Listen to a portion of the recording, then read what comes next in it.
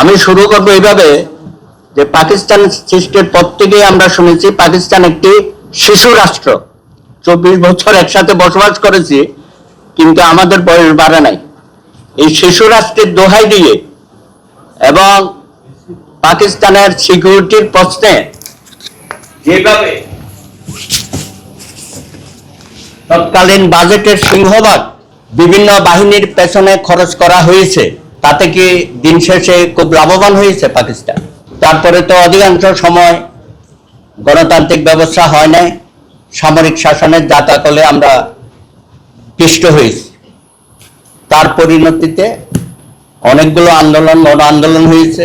71-এর মহান মুক্তিযুদ্ধের মধ্য দিয়ে আমাদের বাংলাদেশ ভূখণ্ড আমরা স্বাধীনতা অর্জন করেছি। এখন বাংলাদেশ হওয়ার পরে আমাদের যে স্বপ্ন ছিল যে পাকিস্তানের যে সমস্ত গণবিরোধী নীতি সেগুলোর থেকে আমরা বেরিয়ে আসব, কিন্তু আমরা তো সেটা পারি নাই। আমরা দুজন রাষ্ট্রপতিকে হত্যাকাণ্ডের শিকার হতে হয়েছে এবং তার সাথে অনেক সেনাবাহিনীর সদস্যদের আত্মাহুতি দিতে হয়েছে এবং খালেদ মোশাররফ, মেজর জেনারেল মঞ্জুর সহ আরো অনেকেই, শত শত, কর্নেল তাহের, এগুলো হচ্ছে আমাদের ভাগ্যের নির্মম পরিহাস এবং ধারাবাহিকভাবে এগুলো চলেছে। কখনো আমরা সামরিক শাসনের অধীনে ছিলাম, আবার কখনো মেকি গণতন্ত্র, আবার কোনো কোনো সময় জনগণের ভোটে নির্বাচিত সরকার। অনেক সময় আমরা পার করে আসছি। তবে আমি আমাদের দেশের সেনাবাহিনীকে, যারা মুক্তিযুদ্ধে অংশগ্রহণ করেছে, পুলিশ, বিডিআর,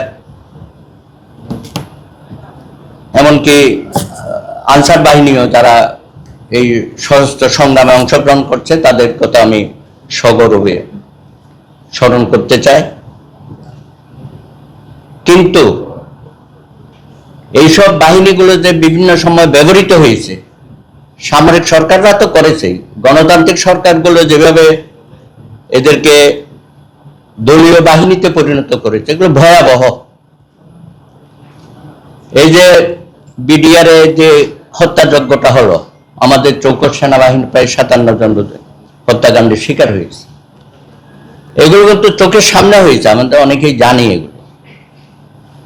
এবং একদিকে হত্যাকাণ্ড চলছে, যমুনা তকুতে বৈঠক হচ্ছিল যারা বিদ্রোহ করেছিল তাদের সাথে, কিন্তু কোনো অ্যাকশন আমরা যেতে পারি। কেন যায় নাই আজও সে প্রশ্ন উত্তর আমরা পাচ্ছি না। তারপরে আমি দেখেছি, বিশেষ করে এই যে নারায়ণগঞ্জে 7 খুন হলো, সেখানে যারা জড়িত ছিল তাদেরকে বাঁচানোর জন্য রাষ্ট্রের সর্বোচ্চ পর্যায় থেকে চেষ্টা করা হয়েছে এবং তাদেরকে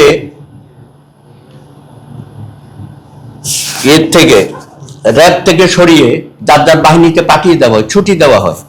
নৌবাহিনীর লোক বা আর্মির লোক। তো সেটা নিয়ে আমরা একটা হাইকোর্টে মামলা করলাম। তো মামলাতে রুল ইস্যু করা হলো যে যাদেরকে ছুটি দেওয়া হয়েছে তাদের ছুটি ক্যান্সেল করা হোক এবং তাদেরকে গ্রেপ্তার করা হোক। এই যে একটা ডিরেকশন হাইকোর্ট থেকে দিল, আমি মনে করি যে সেই সময় একটা অসাধারণ কাজ করেছে বিচার বিভাগ, এবং যেই কারণে যারা সম্পৃক্ত ছিল এই হত্যাকাণ্ডের সাথে তাদের কিন্তু একটা বিচার হয়েছে মোটামুটি, এখনো পেন্ডিং আছে অ্যাপিলেট ডিভিশনে। তো এগুলো সবকিছুই আমাদের অভিজ্ঞতার মধ্য দিয়ে আমরা এগুচ্ছি। আর যে সমস্ত নির্বাচনগুলো হয়েছে, সেই নির্বাচনে কিভাবে আইন শৃঙ্খলা বাহিনী, সেনাবাহিনী সহ সম্পৃক্ত হয়ে গেছিল এবং কেউ কেউ অতি উৎসাহী হয়ে অংশগ্রহণ করেছে এইসব অপকর্মের সাথে। 2018-তে আমরা দেখেছি রাতের বেলায় কারা সিল মেরেছে, সেনাবাহিনীর সদস্যরা, পুলিশ, সবকিছু মিলিয়ে একটা বাংলাদেশটা, কি বলবো, আমাদের যে স্বপ্ন ছিল, যা আমাদের আকাঙ্ক্ষা ছিল, সে জায়গায় তো আমরা পৌঁছাতে পারিনি, আরো অনেক নিচের দিকে আমরা চলে আসছি। এখন 24শে গণঅভ্যুত্থানের পরে আমাদের একটা সম্ভাবনা বা আবার নতুন করে আমরা স্বপ্ন দেখা শুরু করেছি।